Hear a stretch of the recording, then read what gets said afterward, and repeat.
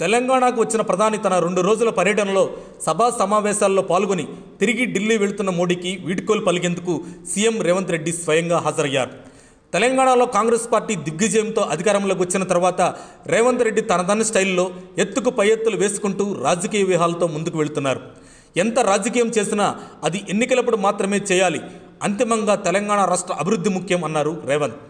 తెలంగాణ రాష్ట్ర అభివృద్ధి కోసం కేంద్రంలో అధికారంలో ఉన్న కేంద్ర ప్రభుత్వ పెద్దలతో కలిసి ప్రయాణం చేయడం సరి అయిన నిర్ణయం అన్నట్లుగా వారి ప్రయాణం సాగుతుందని అనిపిస్తుంది. ఇందుకు తార్కాణం తాజాగా మోడీతో కలిసి వేదిక పంచుకోవడంతో పాటు వారిని అందరి సమక్షంలో పెద్దన్న అని సంబోధించడం, వారికి విమానాశ్రయంలో వీడ్కోలు ఇవ్వడం లాంటి సన్నివేశాలు యావత్ తెలంగాణ ప్రజల్లో చర్చనీయాంశంగా మారిందని చెప్పాలి. వీటన్నిటినీ గమనిస్తే రాజకీయం వేరు, అడ్మినిస్ట్రేషన్ వేరు అనే తీరులో రేవంత్ ప్రయాణం కొనసాగుతుందని స్పష్టంగా తెలుస్తుంది. మామూలుగా చెప్పాలి అంటే దేశ ప్రధాని తమ రాష్ట్రాలకు వస్తున్నారంటే సొంత పార్టీ సీఎంలు, వారికి అనుకూలంగా ఉండే సీఎంలు నానా హడావిడి చేస్తారు. ప్రతిపక్ష పార్టీల సీఎంలు కొంతమంది ప్రోటోకాల్ పాటించకపోగా కొంతమంది ఏదో మొక్కుబడిగా తూతూ మంత్రంగా స్పందిస్తుంటారు. అంతకుముందు కేసీఆర్ ముఖ్యమంత్రిగా ఉన్న సమయంలో ప్రధాని నరేంద్ర మోడీ హైదరాబాద్కు వస్తే వారిని ఆహ్వానించే పద్ధతి కేసీఆర్ స్థాయిలో ఉండేది కాదు.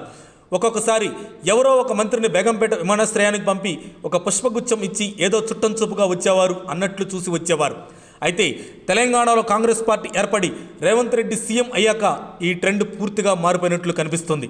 ఇందులో భాగంగా తెలంగాణకు వచ్చిన ప్రధాని తన 2 రోజుల పర్యటనలో సభా సమావేశాల్లో పాల్గొని తిరిగి ఢిల్లీ వెళుతున్న మోడీకి వీడ్కోలు పలికేందుకు సీఎం రేవంత్ రెడ్డి స్వయంగా హాజరయ్యారు.